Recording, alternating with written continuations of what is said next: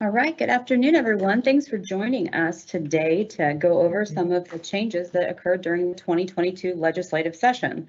As Jenny mentioned, I'm joined today by my Deputy General Counsel, David Marousars. We'll just go ahead and get into it. We have a lot of material to go over. I want to make sure we have a chance and also try to get everybody out of here within an hour. So first slide is our standard disclaimer.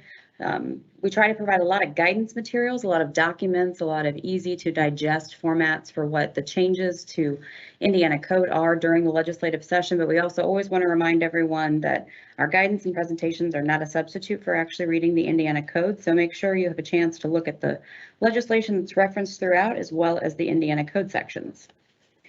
Today we're going to go over a number of different things, assessment legislation, credits, deductions, and exemptions.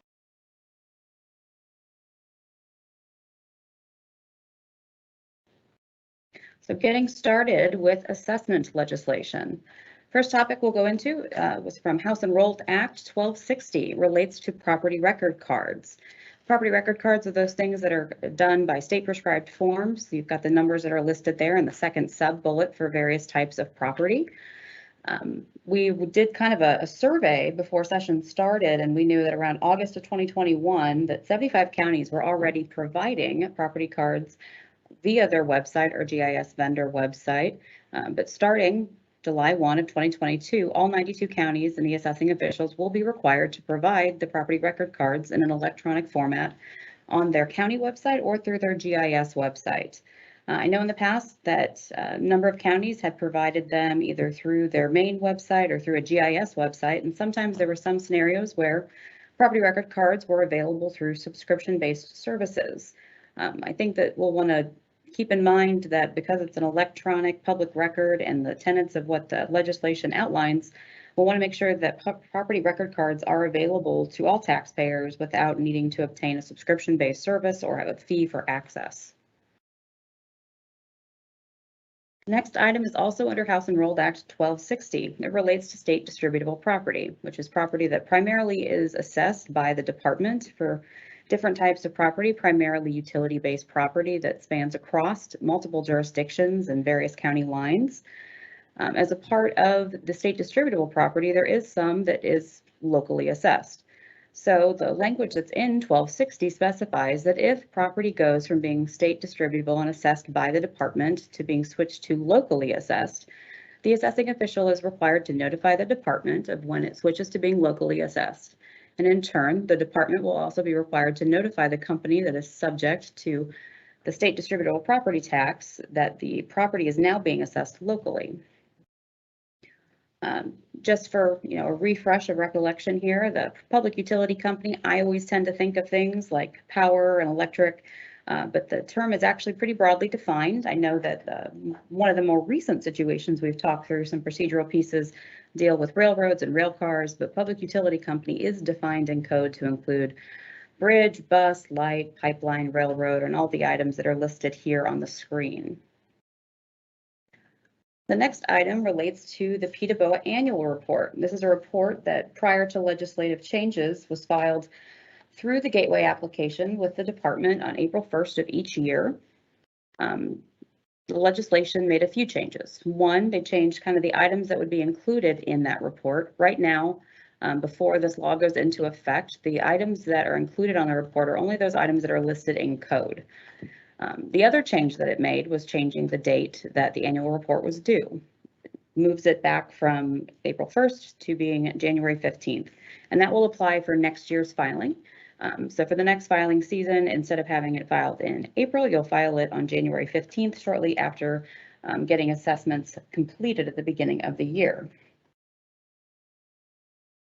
These are some of the new items that the new provisions in code specify will be included in the annual PTABOA report. It includes things like the total number of parcels, total reduction in AV that's requested by the appellants, total reduction in AV that was approved by the PTABOA, length of time for appeal, number of appeals withdrawn, number of appeals for each property type, and whether or not a taxpayer is represented by an attorney or a tax representative. The department will be updating the form that is kind of the basis for the application through Gateway. We'll be doing that soon, and it will be incorporated into the assessor reports application in Gateway, which is typically where these reports are submitted to each year.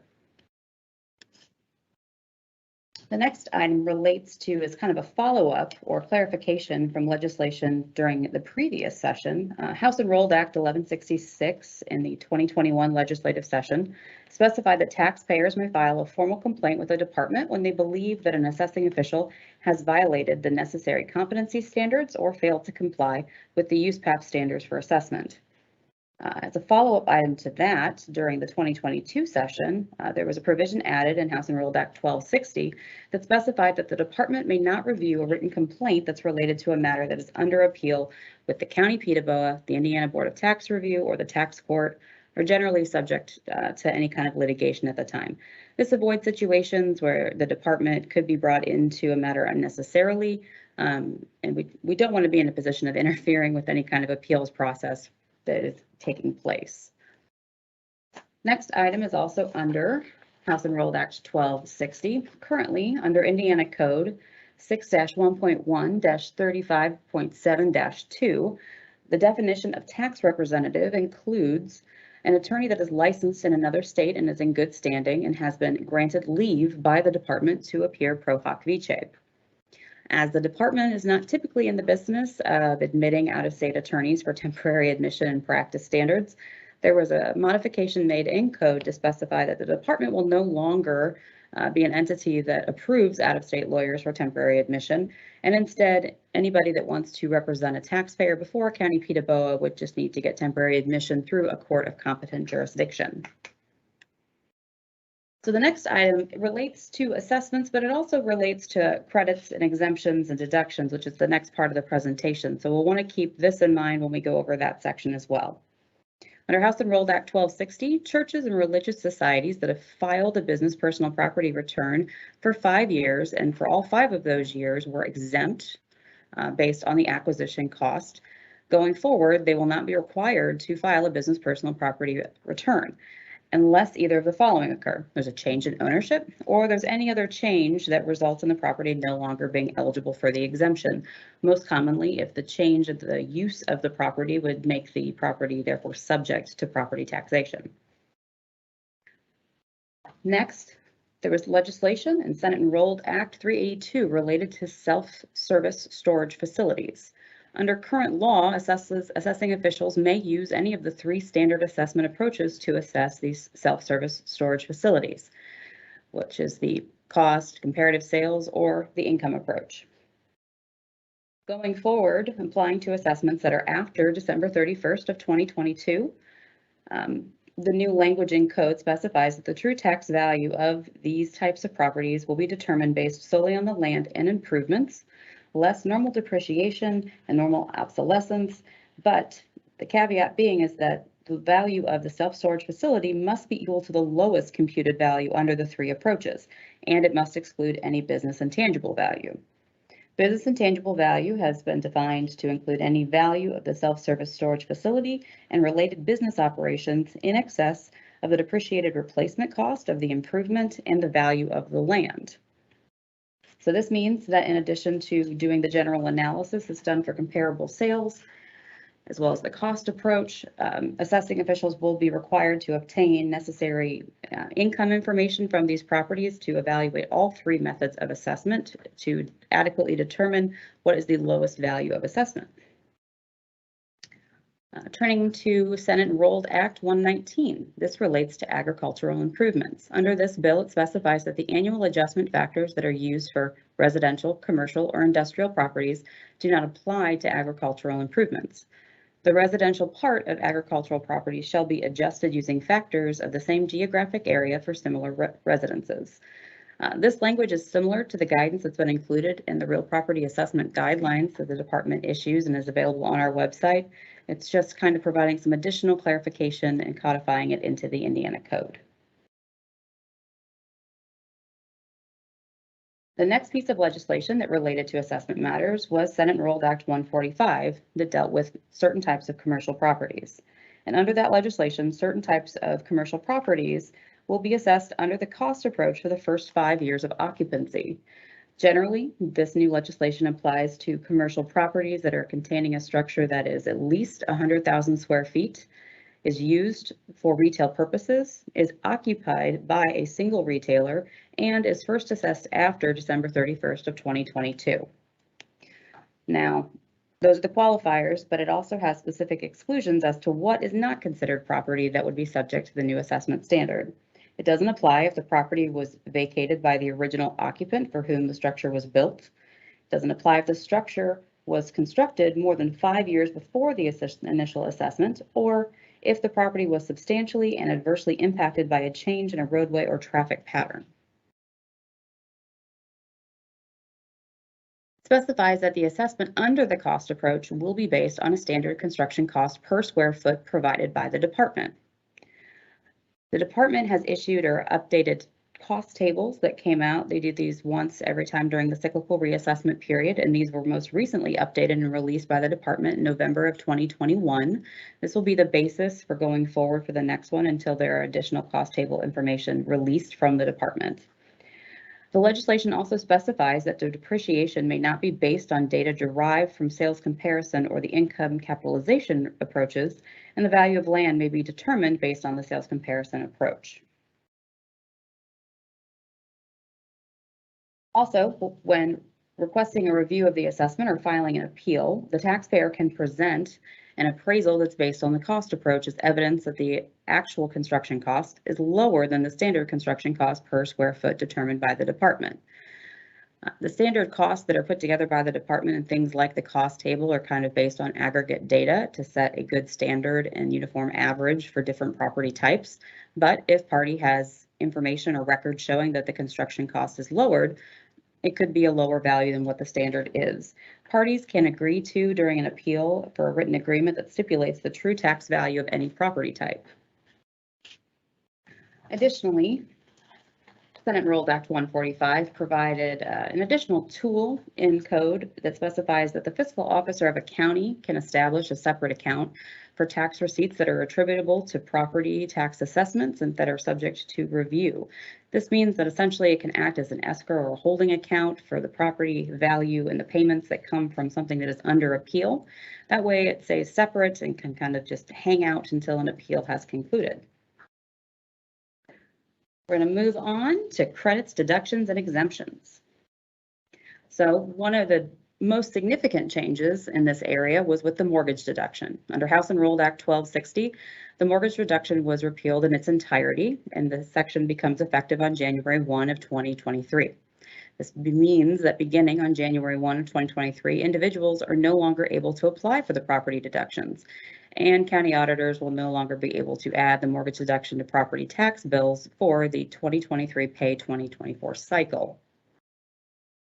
There were a number of questions that we received related to the mortgage deduction repeal, and we included a separate, unique individual memo that really just outlined different scenarios and examples for the mortgage deduction and how it could and should be applied. We released that a couple weeks ago, so if there's any questions or additional insight into that people would like to glean, please take a look at those memos. They provide some good examples to take into account. Also, kind of in tandem with the repeal of the mortgage deduction was an increase in the deduction amount for the homestead. House Enrolled Act 1260 increased the deduction amount for the homestead deduction by $3,000, which is meant to match the deduction amount that is now being repealed from the mortgage deduction. So for 2023 pay 2024, the homestead deduction will now be the lesser of 60% of the assessed value, or $48,000. Moving on to the next group of deductions and credits that were impacted by legislation. It's three different categories that have been hit on a number of times during legislative session. It's the over 65 deduction, the over 65 circuit breaker credit, and the disabled veteran deduction. I think it makes the most sense to kind of look and see where we were to best understand where we are today with these tax incentives. So looking at the 2019 legislative session, Senate Enrolled Act 280 contains several revisions to all three of these property tax incentives. For each of the incentive, the eligibility criteria was revised to state that any increase in the assessed value of the property based solely to annual adjustments and trending were not to be considered when determining eligibility. In other words, if the assessed value went up solely because of trending, an individual would not have had that deduction removed or those tax incentives removed from their tax bills. Fast forward to the 2020 legislative session. House Enrolled Act 1113 specified that for purposes of determining the assessed value of real property for all three of these property tax incentives, any subsequent increase in the assessed value would not be considered unless the increase is attributable to physical improvements to the property. The idea was similar to the legislation from 2019. It was just kind of shifting the lens a little bit to not focus on what could have been considered the increase, but basically the only thing that would make a property ineligible for the deduction when an AV increase occurs. Fast forward again to the 2022 session, we have House Enrolled Act 1260. Under this legislation, it specifies that an individual will remain eligible for the over 65 deduction, the disabled veteran deduction, or the over 65 circuit breaker credit, as long as the increase in assessed value is not attributable to a substantial renovation or new improvement to the property. Now, improvement, most common vernacular is that it's something that could be considered adding more value to the home or renovating. But in the case of assessment and property taxation, it typically stands for a structure or a build or an add-on or something in addition to it. So if either of those occur, those are things that can be considered when looking at the assessed value thresholds and limitations. In addition to that clarification, the legislation also made a change that specifies that an individual who received the deduction or credit in a previous year may be eligible, even if the assessed value of the qualifying property has increased above the assessed value limitations provided in statute. This change is unique in the fact that the current legislation, before this goes into effect, says that a deduction or credit in a particular year may be eligible. The switch from particular to previous is meant to be more of a look back period to allow for taxpayers that in the past may have ticked over the assessed value threshold in previous years that could have qualified if the increase was just based on trending, could be eligible for these deductions or these tax incentives. Additionally, to aid in ensuring that taxpayers get these property tax incentives and that the assessed value limitations for all of them are being adequately evaluated and reviewed by county officials, assessors will now be required to provide a report to the county auditor of any substantial renovation or new improvements to properties that are receiving all three of the property tax incentives. This is meant to assure that the auditors who really kind of oversee the placement or removal of these property tax incentives have the correct information to be able to determine whether or not an increase in value that could make someone ineligible for the tax incentive doesn't have it removed unnecessarily. In addition to that, the overall assessed value limitations for the over 65 deduction was increased from $200,000 to $240,000. Back during the 2019 session, the value was increased from just over $180,000 to $200,000. So we are again seeing a jump here from $200,000 to $240,000. The next item deals with exemptions. House Enrolled Act 1260 amends Indiana Code 6-1.1-11-14 to clarify that the Property Tax Assessment Board of Appeals, or the county PTABOAs, may review, adjust, or retract property exemptions. It specifies that the PTABOA can review ongoing eligibility of an exemption, and the board may disapprove any exemption after the year it is approved if they have found evidence that the taxpayer is no longer eligible for the exemption. This is important, or this clarification is significant in light of various changes that have happened for exemptions over the years, including from the 2021 legislative session, House Enrolled Act 1353 made it possible for the conveyance of property that would have been receiving an exemption status based on the charitable or educational use provisions. Instead of filing the document or the form that is the change of ownership and use form that is prescribed by the department, individuals could select a box on the sales disclosure form conveying that the property is being sold to another entity, but it is still going to be used for exempt purposes, or that it will no longer be used for exempt purposes. Given that there's a little bit of a lag sometimes with sales disclosure forms, the ability to audit or review additional information that's received about properties that have been deemed exempt is important for them to evaluate if there needs to be a new application or any kind of consideration or changes to the exempt status. Overall, with business personal property returns, and this kind of ties back to the note we had about the places of worship and churches under the previous section of the presentation. Under current law, taxpayers who have less than $80,000 in acquisition costs in a county are exempt from personal property taxation. However, these taxpayers are still required to file the business personal property forms. Below is the box that individuals would check and list just the acquisition cost in that area. And it also outlines a few parts of the form that they have to fill out with just general information.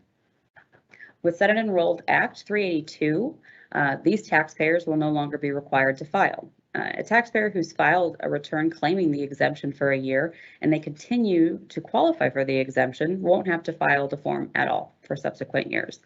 This hopefully will relieve an administrative burden on both taxpayers and county officials to avoid having to file each year if the status has not changed and the individual continues to be exempt. Turning back to Senate Enrolled Act 119, there was an addition to the improvements assessment clarification that was added. There was also the addition of a new agricultural-based abatement. It established as an abatement for new farm equipment and new agricultural improvements. This new abatement will be established and they will operate very similarly to how other tax abatements under current law of Indiana Code 6-1.1-12.1 for new manufacturing equipment, new research and development equipment, distribution, or new information equipment. However, unlike the other abatement options that are currently in code, this abatement for new farm equipment or new agricultural improvements would be limited to not more than 5 years, which is different than the standard amount of time for the other types of abatements. New farm equipment has been defined to include tangible personal property that's installed after June 30th, 2022 in areas that are predominantly used for agricultural purposes. They're used in the direct production, extraction, harvesting, or processing of agricultural commodities on land classified as agricultural land, acquired in an arm's length transaction, and the applicant has never used the property in Indiana before its installation. New agricultural improvement is defined to include any improvement made to land that is classified as ag land and is placed in service after December 31st of 2022. It's predominantly used for agricultural purposes for a period specified by the designating body as a condition of being declared portion of an economic revitalization area. This would include things like a barn, a grain bin, or a silo. And then I think the last item we have on exemptions relates to public-private agreements. Under Senate Enrolled Act 166, it specifies that tangible property, including land, personal property, real property, improvements to land, these are all exempt if the property is used as a part of or is incorporated into a transportation facility under a public-private agreement that's executed in accordance with the Indiana Code provisions provided. It defines a transportation facility to include any new or existing road, highway, toll highway, bridge, tunnel, railroad, or intermodal facility located within the jurisdiction of the governmental body. And now I'm going to turn it over to Dave to get us started with economic development legislation. All right, thank you, Emily. We'll just kind of jump right in talking about residential properties and TIF districts. This is in reference to House Enrolled Act 1260. Under current law, the allocation areas for a TIF district, that is, the areas from which incremental AV or the tax revenue, property tax revenue from incremental AV would be diverted to the RDC for development purposes. The definition of an allocation area with respect to what properties or what AV is in the base and what is in the increment makes reference to residential property as defined by DLGF rules. The House Enrolled Act 1260 changes or clarifies the definition of residential property to refer to, first, the AV of property allocated to the 1% homestead land and improvement category in the county tax and billing software system. as well as the residential AV as defined for purposes of calculating the lit rate for PTRC or property tax relief credits allocated to residential property. Therefore, when determining the residential property that is to go into the base assessed value for an allocation area created after June 30th, 2024, that date is important. I'll get to that in the next slide.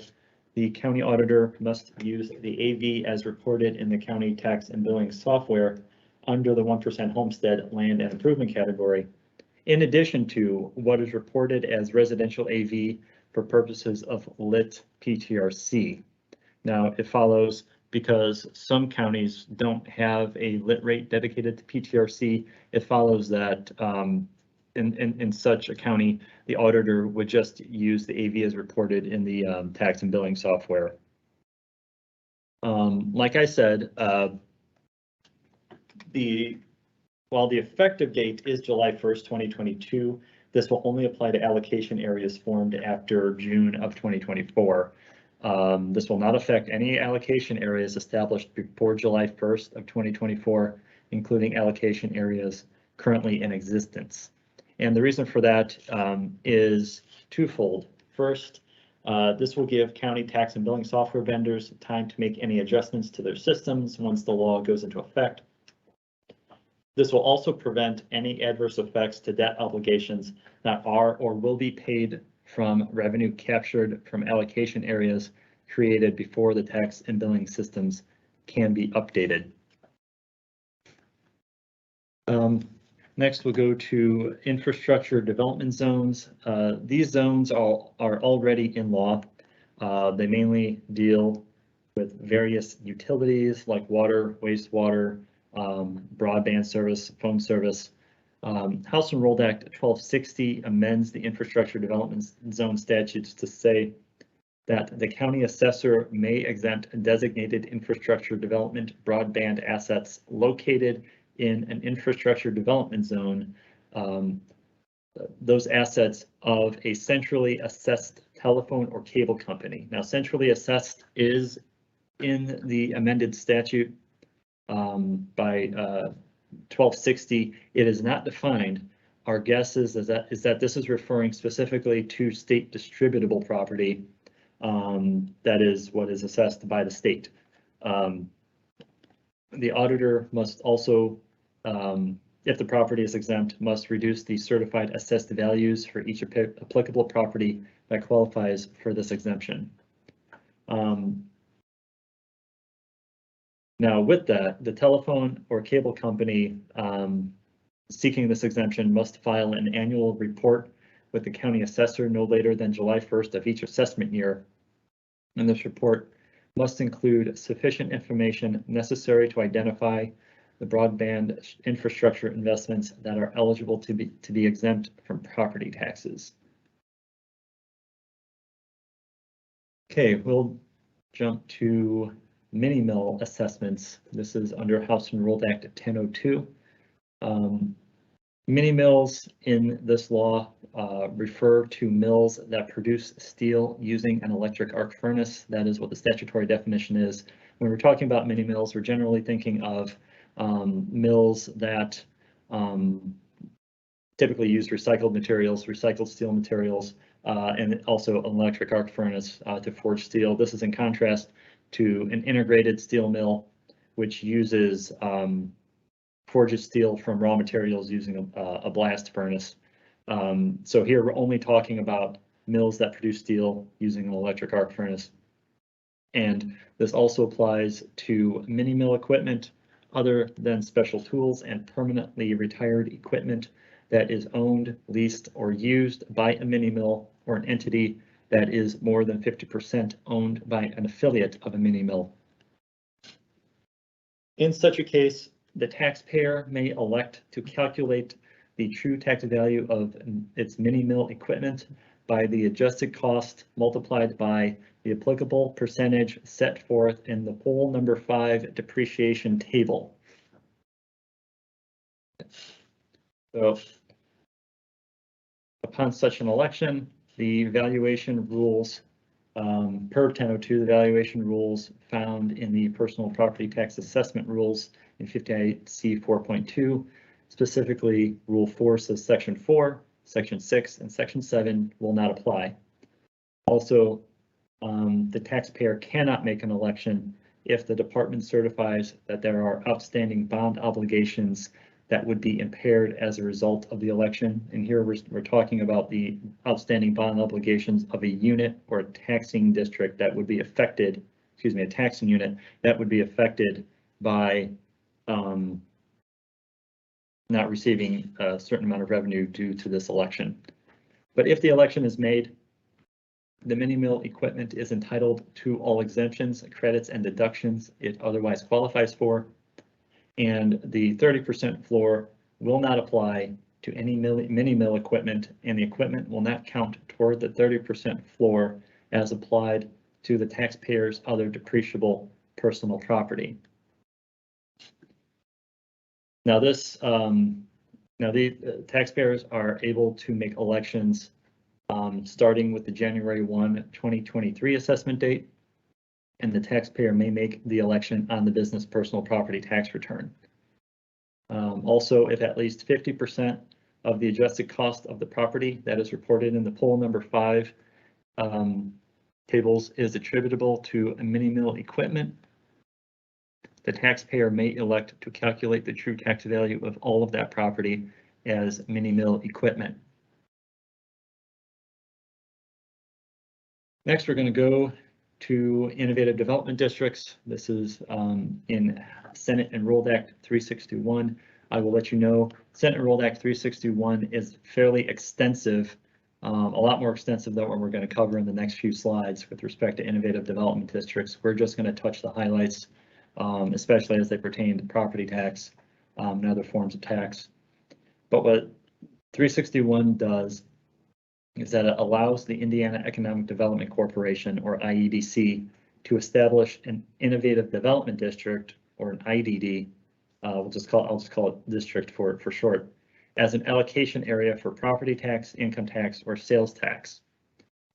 This will apply to costs or for projects where the costs and benefits of a proposed investment is expected to be less than $2 billion, and a district may not last for more than 30 years, except as approved by the Budget Committee. The IEDC must have the cooperation of the executive of each unit where a district will be located, and the district may not be established over an existing allocation area. This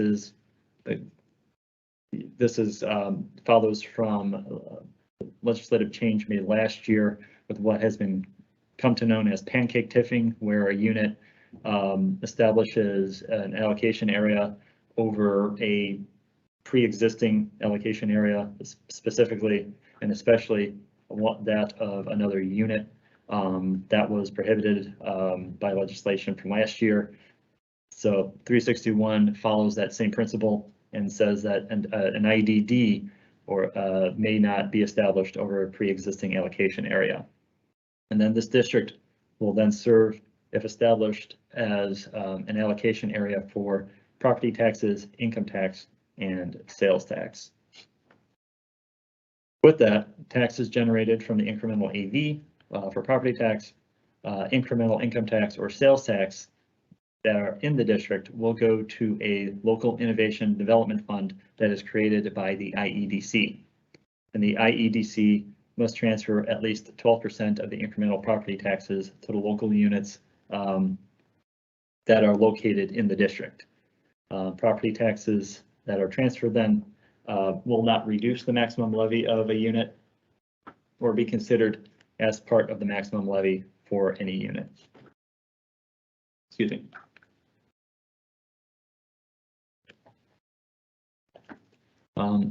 Also, 361 says that the IEDC or a unit executive may exempt any commercial or industrial property located in the district and which has been built or put into service after the district was created.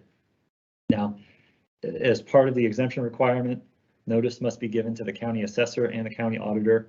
That's intended to allow them to basically take the property off the tax rolls if the exemption's been given, or if it's been removed, to put the property back on. Basically, because the assessor and the auditor are responsible for ensuring that the AVs are rolled and the AVs are certified for purposes of taxation.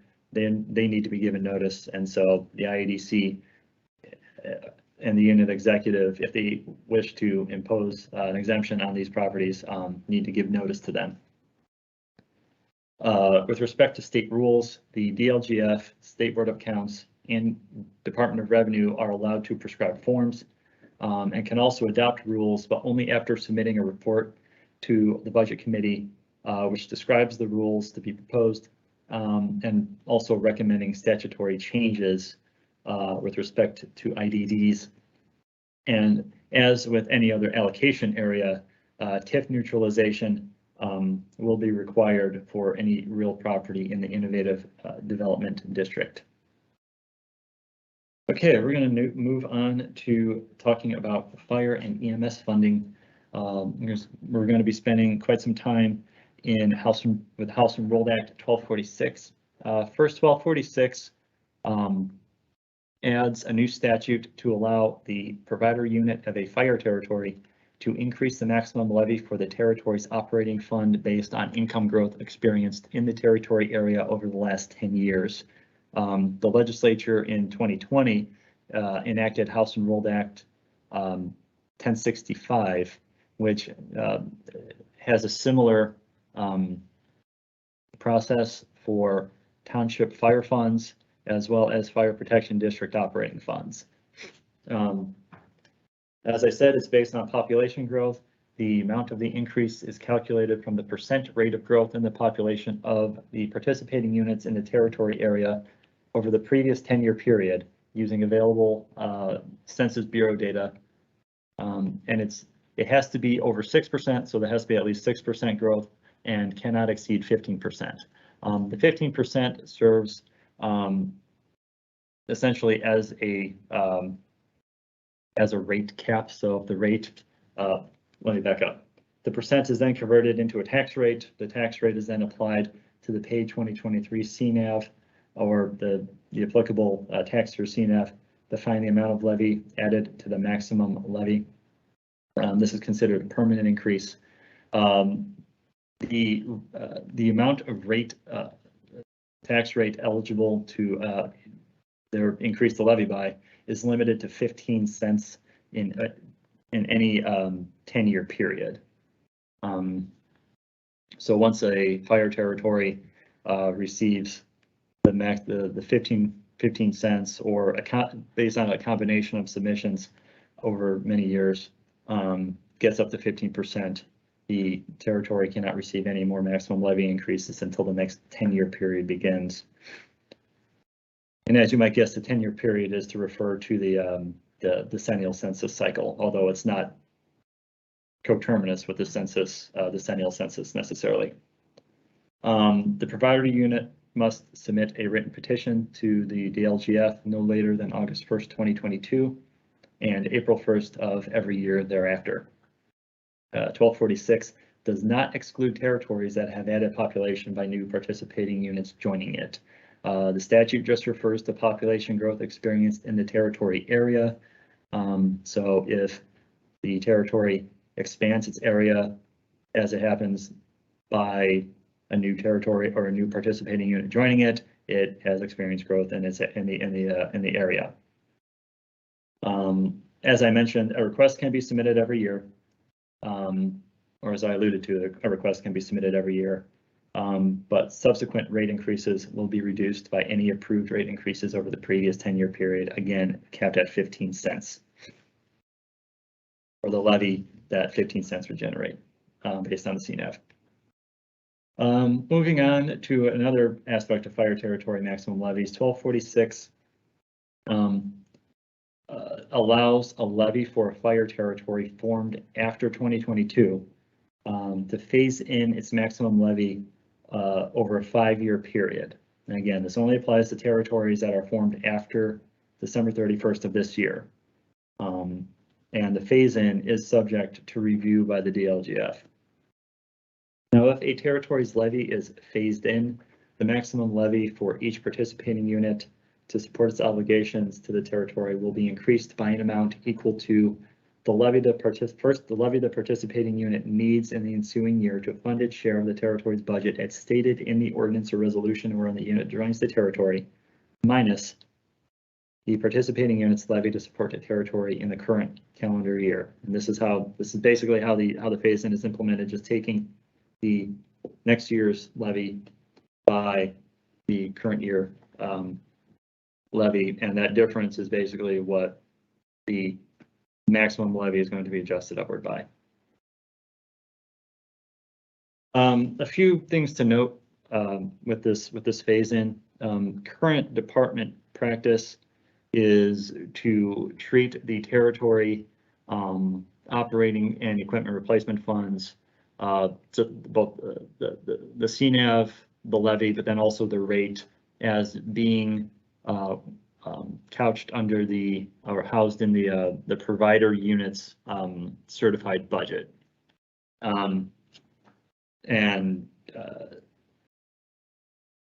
With 1246, I think it's our understanding that the legislature intends for the that the units and the budget and the levy of the territory kind of be separated out among each of the participating units. So the ordinance resolution that the unit adopts to join the territory first must include the unit's share of the territory's operating budget. And then each participating unit will therefore adopt a levy to fund its share of the territory budget. Lastly, the territory's maximum levy will then be a composite of the combined levies that each participating unit adopts to fund the territory. That does seem to be consistent with what Indiana law, specifically 36-8-19, section 8, says about the operating fund budget, specifically that the fund will be considered a part of each participating unit's budget, and that each unit will cooperate with the provider unit in formulating the budget. So in recent years, we've observed that territories are kind of being treated or kind of being taken as an entity all its own. Territories are being formed, especially with their own advisory boards. They don't have any taxing power. It's still on the part of the taxing units themselves. But with 1246, it's going to likely be a shift in how the budgeting and levying power is treated with territories. So 1246, this will be the last part with respect to territories. 1246 also says that tax revenues, property tax revenues attributable to a levy for a fire territory operating or equipment replacement fund cannot be captured excuse me, by an allocation area established within a participating unit of the territory after December 31st, 2021. Now, note I said 2021, and the effective date of this provision is retroactive to this past January. There's a similar provision in place right now for fire protection districts. What this does is that any property tax revenue that is attributable to a fire territory fund that would, but for this provision, would go to the RDC within the territory's jurisdiction. That revenue would stay with the fire territory.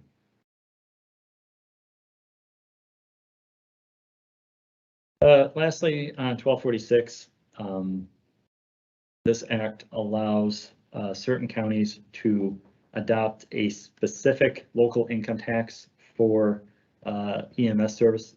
Now, this will only apply to counties that provide and pay for all of the emergency medical services in the county.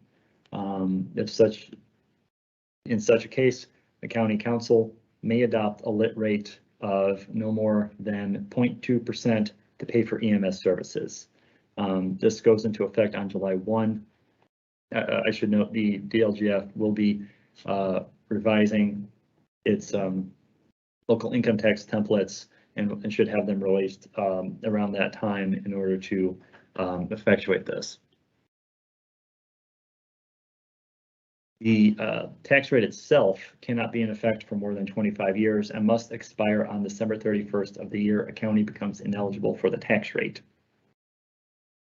Revenue collected from this rate will be distributed along with the jail lit and the lit for public access or public safety access point PSAP revenue before other distributions from the expenditure rate are then made.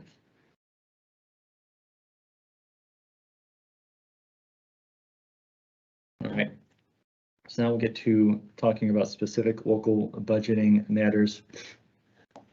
Going back to 1260. 1260 has a provision effective July 1 of this year that specifies that the amended certified net assessed value submissions must be sent by county auditors to the department by no later than September 1st. Now, this affects amended CNAVs. The August 1st deadline for the original CNAV submission is still in place. Current law only specifies that amended CNAV submissions have to be provided to the department before budget certification. That is now changing to September 1st. In addition, current law requires that the county auditor must hold a public hearing before amending the certification of net assessed values unless the amendment either corrects a mathematical error, adds assessed value of emitted property, or will not result in a tax rate increase.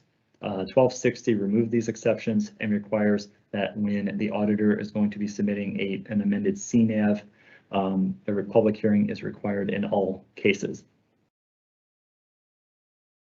Next, with cumulative funds, under current law, the maximum tax rates for certain cumulative funds must be adjusted each year to neutralize the increases in assessed value from annual adjustment and general reassessments. This is sometimes known as trending, and this is not to be confused with trending and assessment. Here we're talking about as AV increases in a unit, the rate, the tax rates for certain rate controlled cumulative funds have to go down, and that is intended to allow the unit to receive the same amount of levy year over year, even though the AV goes up in the taxing unit. Now, there is a provision in law that says that after the tax rate is reduced due to trending, a taxing unit may reestablish a cumulative fund at the maximum statutory rate, or at least above what it was previously. House Enrolled Act 1260 removes the requirement to adjust to maximum rates after reassessment or annual adjustment for cumulative funds. The maximum rates will no longer be adjusted, and taxing units that adopt the maximum statutory rate will no longer have to reestablish the following cumulative funds to maintain the statutory maximum rate. Here I just have a list of the affected cumulative funds. I should note that there are some cumulative funds that are already exempt from this trending requirement. That was done by legislation back, I believe, in 2016. So this does capture some of the other ones that are subject to specifically the cumulative fund establishment requirements of Indiana Code 6-1.1. Excuse me, 6-1.1-41. Now, I should mention too, that is not to say that a unit has to always adopt what is the maximum allowable rate. The unit still has discretion to adopt a lower tax rate during budget season. Moving on to talking about a specific type of excess levy appeal, which is a process where a unit can request the DLGF to increase its maximum levy.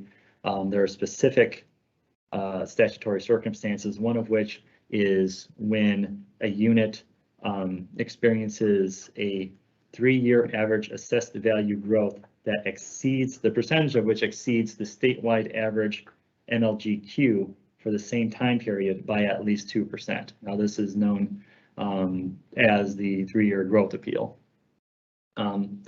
There's a statutory formula for this in Indiana Code 6-1.1-18.5-13A subdivision 2. The current formula, for this includes transitional calculations that adjust for the implementation of the statewide inventory deduction based on the numbers for that deduction in 2006 P07, as well as the amounts attributable to the supplemental standard homestead deduction as of 08 P09. Those were perhaps relevant back in the referenced tax cycles. It's been well over 10 years since either of those were implemented, such that the legislature decided that they no longer serve the purpose that they were meant to.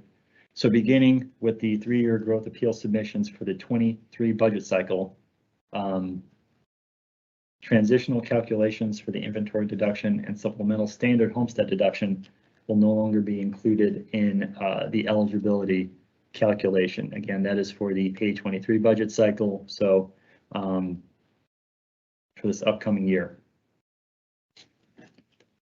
I have a couple slides here talking about some changes with respect to property tax referenda.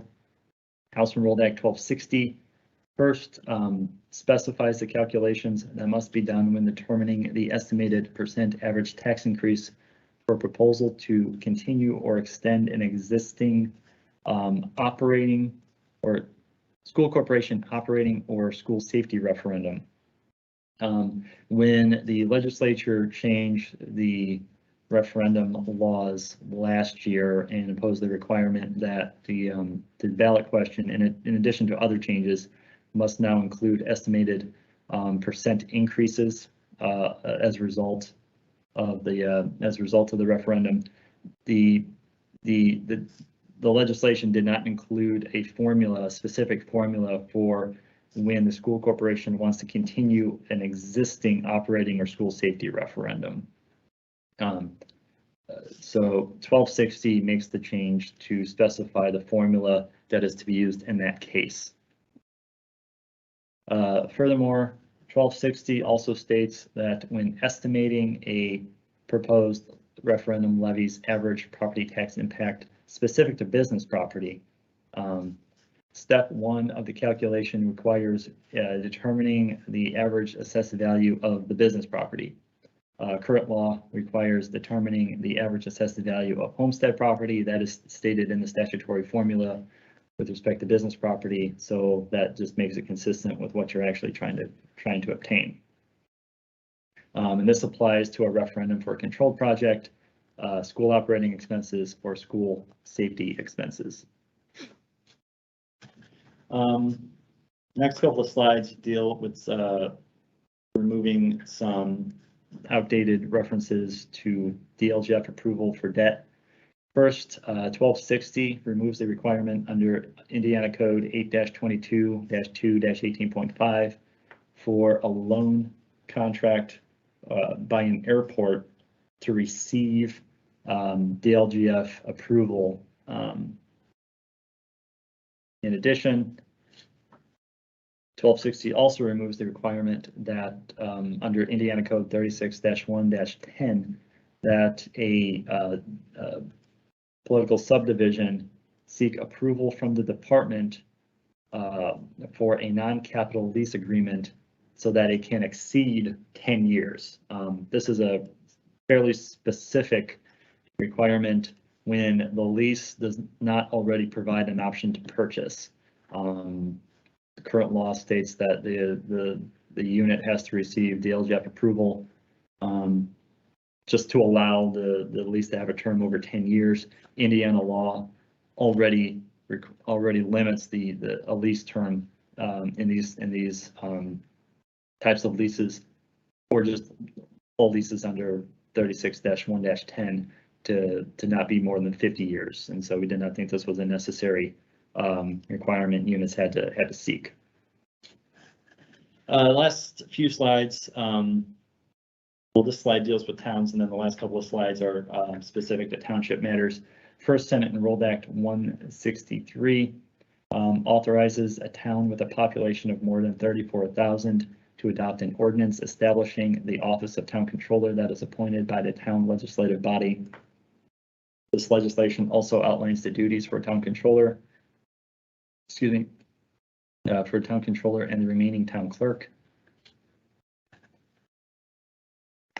Senate Enrolled Act 304 imposes some requirements for a township when adopting the budget. The township board must meet and adopt the township's budget, even if the board intends for the most recent annual appropriations and annual tax levy of the township to be continued for the ensuing year. This also specifies that the township trustee must file the budget adopted by the township board with the DLGF as required under Indiana Code 6-1.1-17-5 subsection D. And if the trustee fails to do so, the trustee commits a Class A misdemeanor and may be removed from office by an action under Indiana Code 5-8-1-35. Should mention Senate Enrolled Act 304, specifically Section 6 of 304, outlines a new process for removing a township trustee from office. So that is kind of the close of the substantive part of the presentation. I'll let you know that additional information related to various legislative changes from this past session can be found at the DLGF's website at the link you see on the slide. I guess I'll now turn it over to Emily and Jenny for the close. Thank you. Thank you, Dave, and thank you once again, everybody, for joining us this afternoon. As we promised at the beginning, we had a lot of material to go over.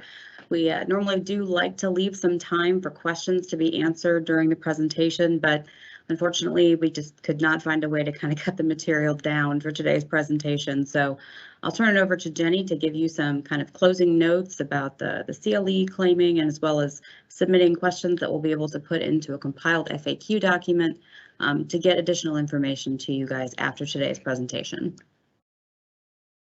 Thanks, Emily, and thank you, David, for giving us this wonderful webinar today. As I mentioned earlier, we will be emailing out to all those that registered in advance and also posting on the DLGF website and YouTube channel the presentation, the video of today's webinar, a survey that will include the opportunity for, if you are wanting CLE, that's legal education credit, because that is a different process to submit that.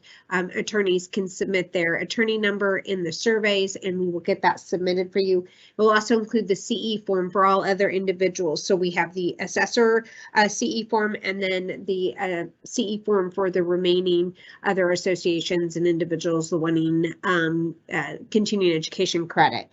So please report those if you are wanting to get that credit. It is self-reporting, and those will that will be sent out in one email on Friday and also posted to the DLGF website. We'll leave the questions open for the webinar for a few minutes, so that if you do have any remaining questions, you can enter those in, and we'll get those compiled with all of today's questions and posted on the website so that you can review those questions that were submitted. I want to thank you all again for attending today's webinar, and we will see you hopefully later this year at another webinar. Thank you.